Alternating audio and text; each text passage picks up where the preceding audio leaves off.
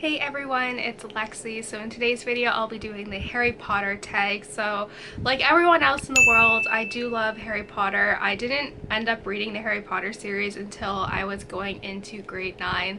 So I was a little late to the bandwagon, but nonetheless I still really love Harry Potter and it's played a significant role in my life. So yeah, I thought this would be a fun tag to do. So yeah, without further ado, let's get started. I also have the original creator of the tag and everything linked down below in terms of the questions and all that stuff. So if you guys do this video, please let me know. So let's just go ahead and jump into this. Oh, and before I go into this, there will be spoilers. So if you are one of the few people who have not read Harry Potter, there will be some spoilers discussed in here.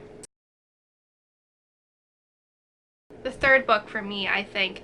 For this one, it's really much the pivotal point in the series where it goes from children's books to more, where it introduces more dark subject matter and the action picks up and all that stuff. I love time travel, I love Hermione in this one, but yeah, this is always like my favorite. When I look back on the series, when I was reading it the first time, this one was definitely my favorite. The third one, 7th and 8th.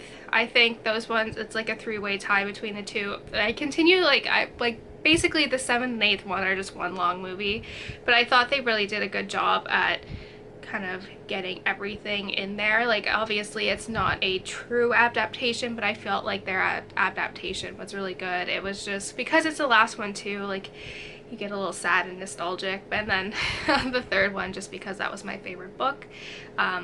Yeah, I just love those. I'll have to say the second one. I think this is kind of, a lot of people do agree on this one.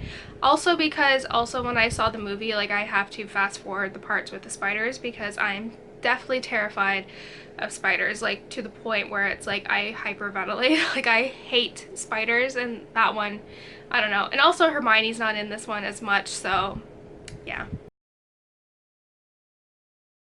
Snape's death, I know, like, the way it's portrayed in the book and in the movie was just really sad because I felt like he had so much to kind of redeem himself. Like, he could redeem himself very easily, so I was a little sad just with that. And like, you can kind of see his, like, you can understand why he's angry, and that, like, that doesn't give an excuse for like all the stuff that he did, how horrible he was. He was a bully, but just kind of seeing like there was more behind the man in the mask. I really liked that part. Obviously, Dobby's death, because Dobby. And then when I look back on the movies, the part where at the end of the 8th one, where Ron, Harry, and Hermione are on the bridge, and then it's kind of has that Hogwartsy music playing, and then it's kind of like they're just standing there looking at everything, and you know, like, this is the end. I remember when we saw it in the theaters, I was getting a little, like, I had a lump in my throat because I didn't want to cry. But yeah, I don't know, it's just, there's something very kind of nostalgic and makes you feel like home with the Harry Potter books and movies.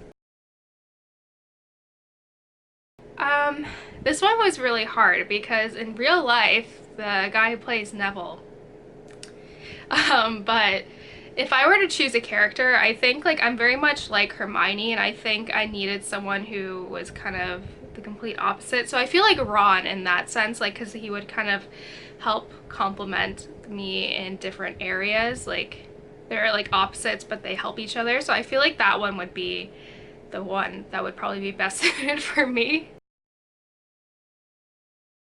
This one is obvious, but it is Hermione. I read this like going into high school, and I've kind of was already kind of dead set in my ways in terms of personality, but I could just very much relate to her with her like stress about school, like being a good student, and like her like struggle with being perfect and proving herself, and like I could really much relate to that. And I basically am like a Hermione. I'm a PhD student, like I'm a professional student essentially, so I feel like I'm very much like her, and she's a role model. According to the Patronus quiz I took, it is the West Highland Terrier, so whatever that is, that apparently is my Patronus. But if I were to choose my Patronus, it would be Tucker, obviously, because He is adorable and I love him. So if you look at the story of the Deathly Hallows, like, it is clearly stating that the Resurrection Stone and the Elder Wand, like, lead to bad things, and like the Invisibility Cloak, I think, is the way to go. But I think I would prefer the Invisibility Cloak, because, like, think of all the places you could get into and like all that stuff you could spy on people. Like, it would be like, I would have a heyday with it. Like, you could go to concerts and not have to pay, probably end up backstage, all this other stuff. So like, you could have like a lot of fun with the Invisibility Cloak. It would be mild, like, law breaking, but it would be fun nonetheless, because you're invisible, so how are you gonna get caught? I think, like, despite the quiz that I took recently on the new Harry Potter app, I am a Ravenclaw through and through. Like I said, I'm very much an academic and all that stuff. So when I got Hufflepuff, I was like, identity crisis, this is wrong. But definitely I gravitate more towards Ravenclaw. Just like I said, PhD student, I feel like you have to be a Ravenclaw. I definitely would love to meet Emma Watson. Like, I'd probably cry, but I very much admire her, just how she's like aged, growing up in the spotlight. She's very much aged gracefully, and like, I really like appreciate her activism in like feminism and the United Nations and everything she's done there. I think that's very admirable, and just, you know, she still completed her education. I think that's, like I said, very admirable, and I would love to sit and talk with her about that. And yeah, I think that she's just a very good role model. Like Hermione, I think she shares a lot of those traits, and I think like I would just love to meet her and just kind of pick her brain and all that stuff. I have, actually. My brother has, like, we have a couple of them. We have one of them on the Wii, I think is for the Order of the Phoenix, like one of the Wii ones. And then my brother has part, like 7, part 1 and part 2, the Xbox 360 games. Those ones are a little bit harder. I'm better at the ones with like the wand. But the other ones, like, I don't know, they're very strategic and you have to like fight people with wands, and I'm like, the buttons confuse me. I'm very much strictly like a Nintendo remote controller. Like, I grew up playing video games with GameCube, so I'm not as good as like the Xbox. PlayStation, I probably couldn't even figure out. Like, I'm like, no. But I definitely played the Wii version, and then I've attempted the Xbox One with my brother, but I always end up dying, so not the best. I'd say the keeper, because you don't really get, like, you can't very much, if you're like playing against Slytherin, then like, you know, attack with the rules, but like usually they don't get hit with like the blunders, and like, it's not as physical, and I'm very much accident prone. So I feel like if I were to minimize the number of injuries I would be playing with, like, I would get playing Quidditch, I feel like keeper would be the best position, because you're just kind of there, people can't hit you and all that stuff. Like, so I feel like that would be the best for me, and I feel like it would require the least amount of talent on a broom.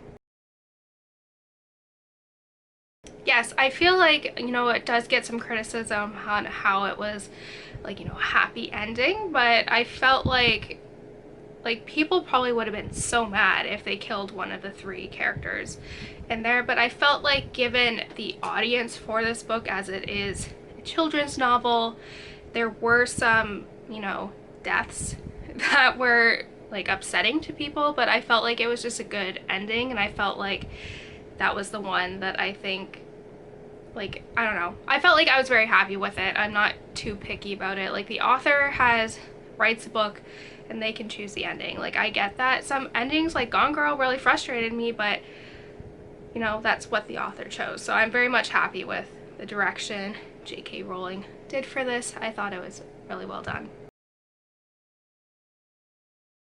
For me, like I said, like, I didn't grow up with Harry Potter. I was already kind of grown up at that point, and I was late to the bandwagon, but it was just, I've never been that invested in a story or a world before, and it was just provided me with a little escape. And I do have, like, I can remember different points in my life when I was reading it. Like the first two books, me and my sister read when we were on vacation in Cozumel, and then the other books I remember reading in like study hall, like because I would finish my homework and I would just read, and I remember reading that, and I remember the classroom and where I was sitting. So I think there's something very magical about books that can transport you back to when you were reading them and providing that experience and that like haunted feeling as well. And I think what makes Harry Potter so popular and so meaningful to people is that the subjects are universal. It doesn't matter what walk of life you come from, where you live in the world. We all have friendships and you know, kind of the impact of deaths on our life. And I think that's what makes Harry Potter so universal, and it helps people kind of process the like of death of a loved one and just how it tackles that, and friendship and family and love. Like it has those topics, and I feel like no matter which stage you are in life, like you can always find themes that can relate you to Harry Potter. So that's it, guys. Thank you guys so much for watching. I hope you guys enjoyed this video. Let me know in the comments below what your favorite Harry Potter movie and book are and all that fun stuff. And if you do this video, let me know. I will love to go and check it out. So yeah, thank you guys so much for watching. Don't forget to give this video a thumbs up, and I will see you guys next time. Bye, guys.